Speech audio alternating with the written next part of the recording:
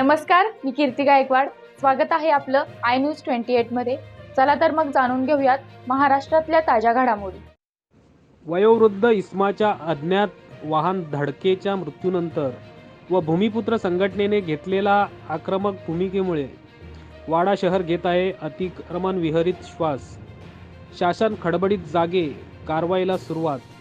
वाडा शहराच्या मुख्य रस्त्याच्या दोन्ही बाजूला दुकानदार व तसेच फेरीवाले भाजीपाला, फळे, मच्छी यांच्या विक्रीसाठी सर्रास विक्री सुरू होती. या घटनेमुळे खरेदी करायला येणारे व त्याच वेळेस मोटरसायकलचं सुद्धा अवैधरित्या पार्किंग, त्यामुळे वाहतुकीला मोठ्या प्रमाणात अडथळा निर्माण होत होता. दरम्यान एक दुर्दैवी घटना घडल्यामुळे वृद्ध इस्माचा अज्ञात वाहनाचा धक्का लागून मृत्यू झाला व त्यामुळे भूमिपुत्र संघटनेने या घटनेच्या आक्रमक भूमिका घेऊन संबंधित प्रशासनाविरोधात सदोष मनुष्यवधाचा गुन्हा दाखल व सुधारित आराखडा माहिती करण्यासंदर्भात पत्रव्यवहार केला.